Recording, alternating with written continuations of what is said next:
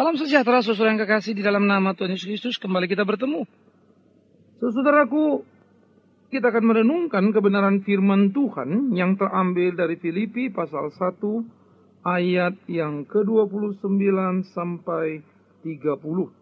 Ayat 29 sampai 30 demikian firman Tuhan. Sebab kepada kamu dikaruniakan bukan saja untuk percaya kepada Kristus, melainkan juga untuk menderita untuk Dia. Dalam pergumulan yang sama seperti yang dahulu kamu lihat padaku, dan yang sekarang kamu dengar tentang aku. Sekali lagi saya bacakan saudara yang kekasih, sebab kepada kamu dikaruniakan bukan saja untuk percaya kepada Kristus, melainkan juga untuk menderita untuk Dia. Dalam pergumulan yang sama seperti yang dahulu kamu lihat padaku, dan yang sekarang kamu dengar tentang aku. Sepanjang bulan ini kita akan memikirkan tema penderitaan. Saudara, minggu ini kita memikirkan penderitaan sebagai anugerah. Saya pikir kalimat ini adalah satu kalimat yang terdengar menjadi sangat aneh bagi telinga orang-orang zaman kini, saudaraku. Mengapa? Karena penderitaan secara umum adalah sesuatu yang disebut musuh modernisme. Musuh modernisme. Sekali lagi musuh modernisme. Kita hidup di dalam era modernisme yang secara filosofis bahkan sudah mencapai kepada apa yang disebut postmodernisme. Nah, orang-orang di era modernisme adalah orang-orang dengan semangat yang mengacu kepada pemanjaan diri. Hidup dengan segala sesuatu yang sangat luar biasa. Kita memanjakan diri kita begitu luar biasa karena kemajuan teknologi. Dulu saudara nonton TV, maka yang namanya antena itu mesti tinggi-tinggi, saudara. Putar kiri, putar kanan, kita mesti keluar begitu kan ya. Lalu teriak, ya cocok sudah. Lalu antena itu masuk. Cukup mulai di dalam. Kecil. Tetapi punya kemampuan yang dahsyat.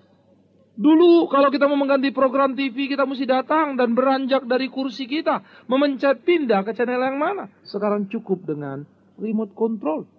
Dulu kita harus mematikan TV. Sekarang Anda bisa memprogramnya. Lalu dia akan mati sendiri. Berapa jam saudara mau TV itu hidup? Oh, sangat luar biasa. Kemajuan-kemajuan teknologi terus memanjakan manusia. Saudara, saya waktu mengamat-amati pada waktu saya pelayanan di Jerman, saya perhatikan bus-bus di sana sangat luar biasa. Waktu saya turun, saya lagi pikir kenapa kaki saya turun. Kok rasa-rasanya tidak seperti harus melompat atau sesuatu yang jarak cukup jauh sebagaimana kita naik bus di Jakarta. Lalu waktu saya perhatikan ternyata setiap bus itu miring pada waktu turun. Hidroliknya naik lalu miring sehingga dia menyatu dengan trotoar, saudara. Bahkan keluar sedikit besi membuat orang-orang naik kursi roda pun bisa naik. Oh, sangat dihargai. Orang-orang yang naik kursi roda tidak merasa dia sedang kesulitan. Itulah modernisme. Dengan kemajuan teknologinya dia mampu memanjakan manusia. Tetapi sebaliknya, justru kemanjaan-kemanjaan ini membuat manusia sangat benci kepada apa yang namanya penderitaan. Kemanjaan-kemanjaan ini membuat manusia sangat benci kepada apa yang disebut kesulitan itu.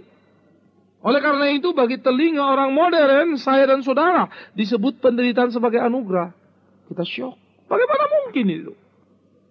Yang kedua, saudara, penderitaan juga adalah merupakan musuh dari egoisme. Sikap manusia adalah merupakan satu sikap yang muncul keluar. Yang mengekspresikan dia hanya akan senang kalau menerima kebahagiaan. Dan dia tidak rela menerima penderitaan.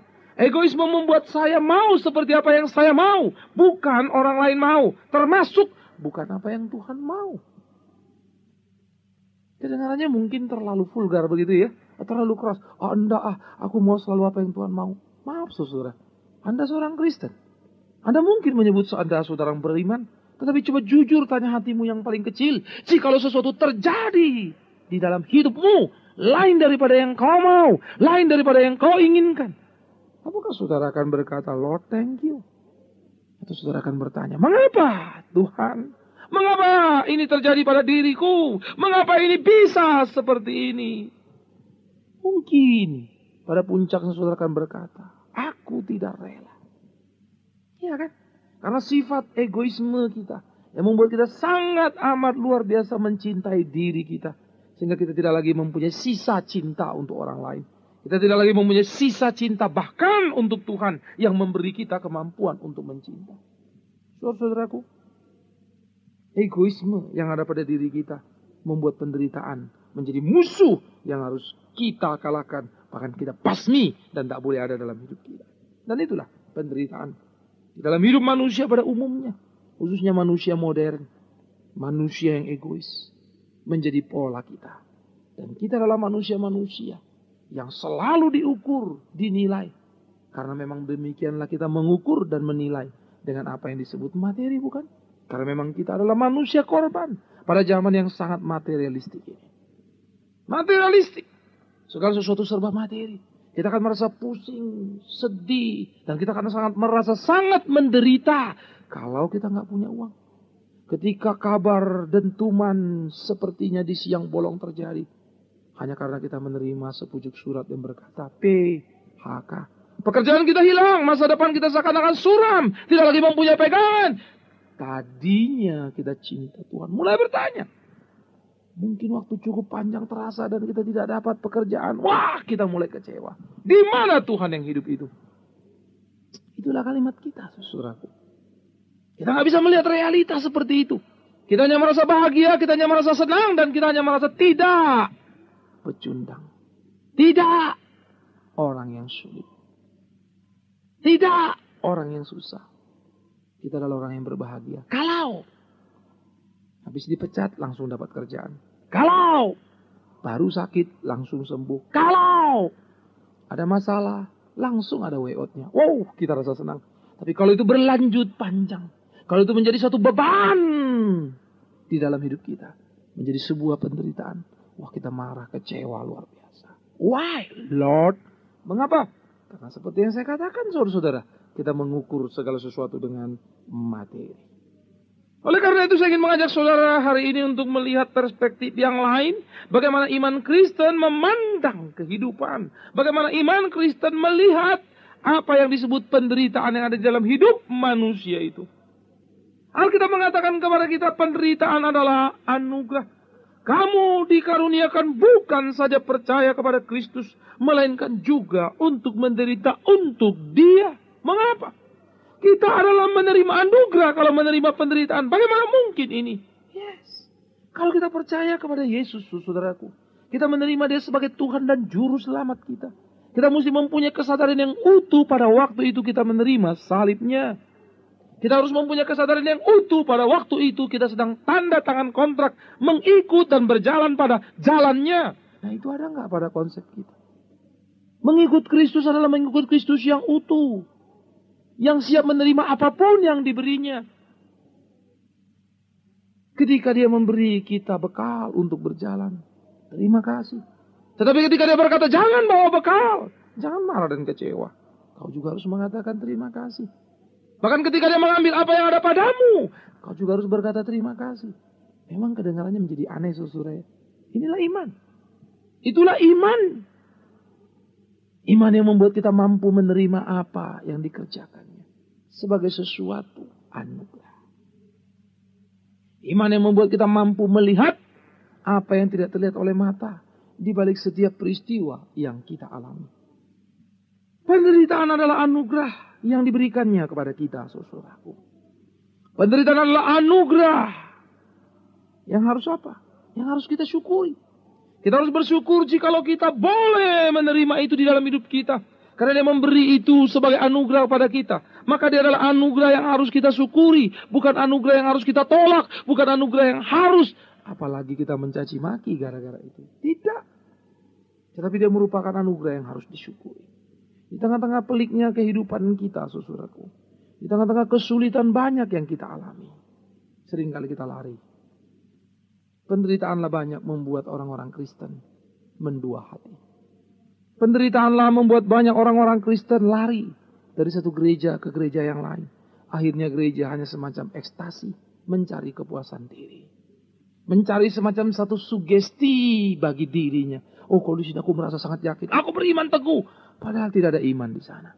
Yang hanya ada sugesti. Bagaimana dia coba terus mengatakan pada dirinya yakin dan yakin dan yakin. tetapi keyakinan yang sangat manusiawi. Yang semua manusia yang bukan Kristen pun punya, saudara. Apa saudara kira para petualang itu tidak mempunyai keyakinan? Hanya karena punya keyakinanlah mereka berpetualang, mendaki gunung, berlayar di lautan luas, berjalan atau bersepeda keliling dunia. Oh, mereka perlukan keyakinan yang sangat kuat, yang sangat solid. Tetapi itu bukan iman. Different, saudara. Walaupun iman secara umum adalah sepertinya digambarkan bisa terjadi pada setiap orang. Karena dia merupakan satu keyakinan dari seseorang untuk berbuat sesuatu di dalam hidupnya. Dan dalam konteks agama, maka itu keyakinan kepada Tuhannya. Tetapi kekristenan memberikan pengertian yang sangat unik. Iman adalah Allah yang menyatakan diri kepada manusia dan memampukan manusia merespon kepada Allah. Sehingga Allah yang berbicara dimengerti oleh manusia karena Allah memberi pengertian. Sehingga manusia yang mengerti merespon kepada Allah. Maka terjadilah dialog. Itulah iman. Oh, anugerah. Maka di dalam iman itu, ia memberikan kita penderitaan. Kita mensyukurinya. Maka itu namanya dialog ya. Allah menganugerahkan penderitaan. Lah kita mana bisa terima. Tetapi oleh belas kasihannya kita bisa menerima anugerah dan kita berkata, syukur Tuhan. Wow, luar biasa. Nah itulah iman. Nah jadi saudara yang kekasih di dalam kehidupan itu menjadi beda sekali. Iman itu bukan sekedar saya pergi dari satu tempat ke tempat yang lain. Berpindah-pindah tidak karu-karuan. Iman itu bukan sekedar bagaimana saya mendengar sesuatu yang memuaskan kupingku. Lalu aku menipu diriku. Sejenak aku berbahagia di dalam ruang ibadah. Di dalam ruang persekutuan. Keluar dari situ. Hati kecilku tak bisa kusembunyikan. Lalu ia berteriak. Masih sakit. Masih sulit. Oh, waktu rasa kesulitan itu muncul. Waktu rasa kesakitan itu muncul. Waktu rasa menderita itu semakin panjang. Maka kita perlu obat penenang.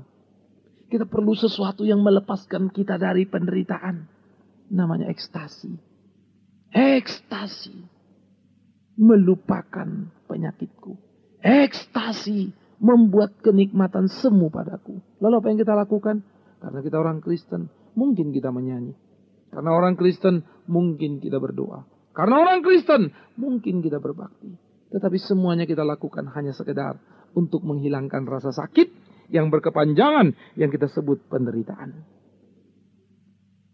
Ibadah bukan seperti itu. Bukan saya ingin mengatakan doa tidak ada guna. Bukan saya ingin mengatakan nyanyi tidak ada guna. Bukan saya mengatakan ibadah tidak ada guna. Amat sangat berguna. Harus kau kerjakan. Tetapi bukan karena kau ingin mencari obat untuk penderitaan yang kau alami. No. Karena dengan sikap seperti itu kita tidak mungkin mampu bersyukur, saudaraku. Tak mungkin kita nyanyi bersyukur. Tak mungkin kita doa bersyukur. Paling kita nyanyi sebagai satu kelepasan. Tuhan tolonglah aku. Kita doa sebagai teriakan. Kapan kau mau menolong aku? Kita ibadahnya dengan sebagai harapan. Aku sudah ibadah. Bayar dong Tuhan. Itu kan. Nah. Demi Tuhan yang hidup pagi hari ini, saya ingin mengingatkan setiap kita. Jikalau itu mental kita, jikalau itu gaya kekristenan kita, saudara tidak akan pernah mampu kuat teguh menghadapi realita hidup yang sulit dan pahit ini. Saudara tidak akan pernah mampu menerima penderitaan dari oleh karena Kristus sebagai satu anugerah. Saudara tidak akan pernah bisa bersyukur terhadap anugerah penderitaan yang diberikannya. Cukup bersyukur? No. Yang ketiga, saudara, penderitaan itu harus menjadi satu anugerah yang kita responi juga. Satu anugerah yang kita responi di dalam wujud tindakan kita untuk semakin dekat dan semakin akrab dengan Dia. Sebagai sesuatu yang kita responi sebagai wujud iman kita. Sehingga dunia tercengang dan bertanya-tanya, ini orang aneh. Menderita kok tapi heran nih. Nggak menjadi hilang ingatannya. Nggak menjadi gila dia. Oh dia ini menderita loh. Tetapi kok heran ya. Tetap saja dia percaya kepada Kristus Tuhannya. Ayub tidak berbuat dosa sekalipun dia mengalami penderitaan dan kesulitan. Orang yang saleh, orang yang baik. Hilang segala-galanya tidak membuat dia menjadi gila. Oh no. Dia tetap berpegang kepada Kristus. Yang menjadi patokan imannya. Yang disebutnya Allah. Oh saudaraku. Hilangkah iman itu? Tidak. Karena penderitaan? No. Lihatlah Rasul Paulus. Berkali-kali aku disesah. Diuber-uber kayak penyamun. Mau dibunuh. Tapi demi Injil itu aku rela menderita. Anugerah. Lihatlah para rasul, tidak ada yang cengeng dan tidak ada yang mata duitan dan mencari hanya untuk memuaskan hawa nafsunya. Lihatlah para rasul memberitakan Injil tidak pernah untuk mencari keuntungannya. Penderitaan menjadi bagian dari hidup mereka. Dan mereka tidak pernah menolak itu. Tidak salah mempunyai kekayaan karena itu anugerah Tuhan. Tidak salah mempunyai mobil dan rumah jikalau itu datang dari Tuhan dan bukan hasil korupsi. Bukan hasil mencuri. Tidak salah memiliki apapun yang ada di dunia ini jikalau itu dari Tuhan. Karena itu bisa menjadi alat yang kita pakai untuk melayani. Tetapi menjadi salah kalau itu hilang atau pergi dari kita. Kita menjadi kecewa kepada Tuhan. Kita marah kepada Tuhan. Penderitaan yang kita alami adalah anugerah yang harus direspon. Jikalau saya mengalami kesulitan, jikalau saya mengalami kepahitan yang menurut saya cukup panjang, yang menurut saya cukup sulit, saya tidak mempunyai alasan yang cukup untuk mencaci maki, untuk marah-marah kepada Tuhan. Apalagi putus hubungan dan berkata, Lord, aku tidak lagi mau. Kalau engkau Tuhan yang hidup, tolong aku. Kalau tidak, aku tinggalkan engkau. Awas, saudara-saudara. Sepanjang apa, seberat apa, sesulit apapun penderitaanmu, tidak sekali-kali engkau boleh memaki-maki, apalagi memutuskan hubungan dengan Tuhan. Karena penderitaan seharusnya dipandang sebagai anugerah yang harus kita responi. Dan respon kita itulah menjadi kesaksian di dalam hidup kita. Sehingga orang boleh melihat seperti apa kita. Saudara, tetapi ada 3 syarat penting mengenai penderitaan ini. Pertama, kita juga harus ingat, kalau menderita, jangan buru-buru juga bilang, terima kasih Tuhan aku dapat anugerah. Kalau penderitaan itu karena kesalahan diri sendiri, hati-hati ya. Kalau saudara mencuri ketangkap orang lalu digebukin, bilang, oh aku menderita, dipukuli. Tidak apa-apa Tuhan, aku menerima anugerah darimu. Itu salah saudara. Itu namanya kurang ajar luar biasa. Begitu ya. Itu tidak boleh begitu. Kalau sampai engkau ditangkap karena engkau mencuri, digebukin orang satu kampung, itu salahmu. Jangan bilang itu penderitaan anugerah. Itu namanya menghina karya Allah. Jadi kalau kesalahan karena diri, jangan menyebut penderitaan. Itu bukan doa syukur yang saudara naikkan dan berkata, syukur aku menerima anugerah. Tapi mesti minta ampun dosa. Karena itu justru menghina Allah. Jadi kalau karena kesalahan diri penderitaan datang, jangan coba-coba.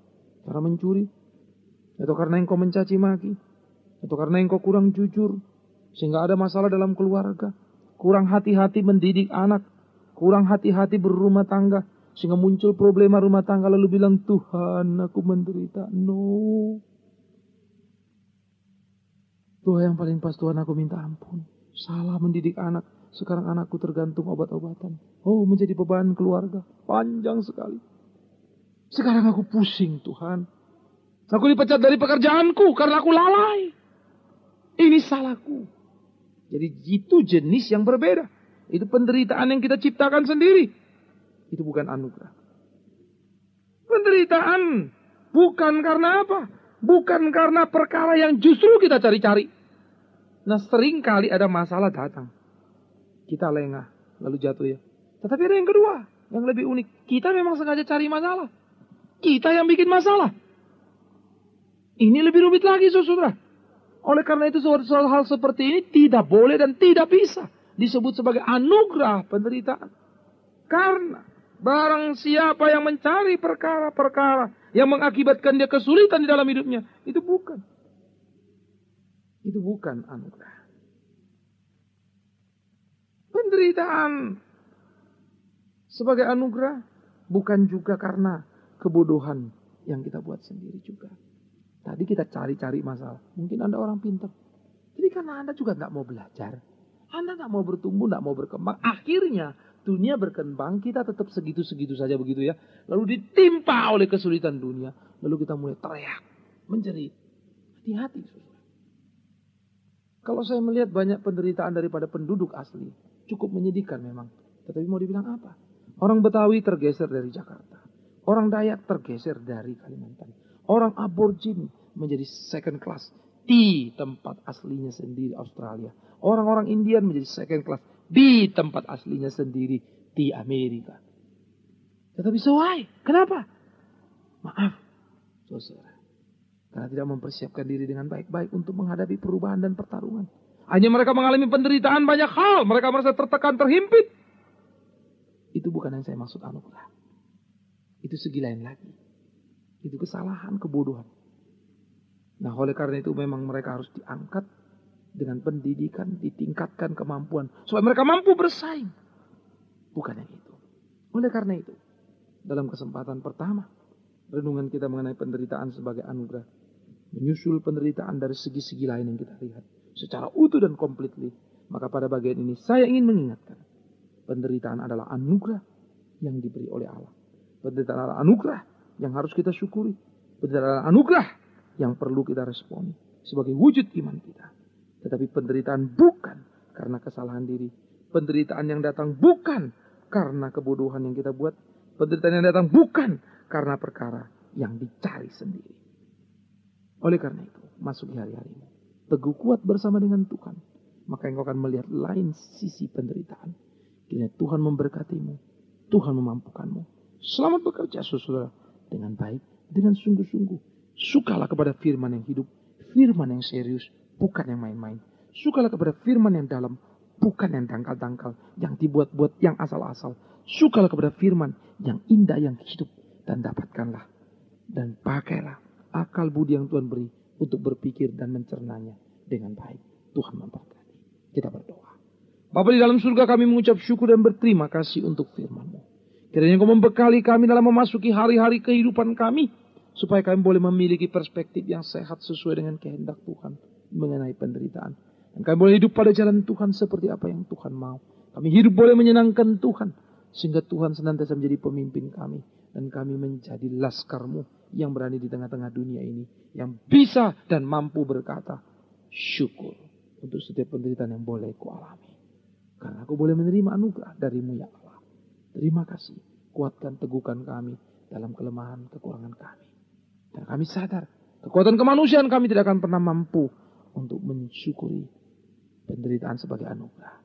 Tetapi belas kasihan-Mu, iman yang Kau tumbuhkan pada hidup kami. Kami percaya kami akan mampu. Karena Engkau, Tuhan kami, yang memampukan kami. Terpujilah Yesus Kristus, Juru Selamat kami yang hidup. Yang sudah lebih dulu menderita bagi kami. Yang juga sudah memberi anugerah kepada rasul-rasul. Boleh menderita dan menanggung penderitaan itu dan lulus dari penderitaan itu.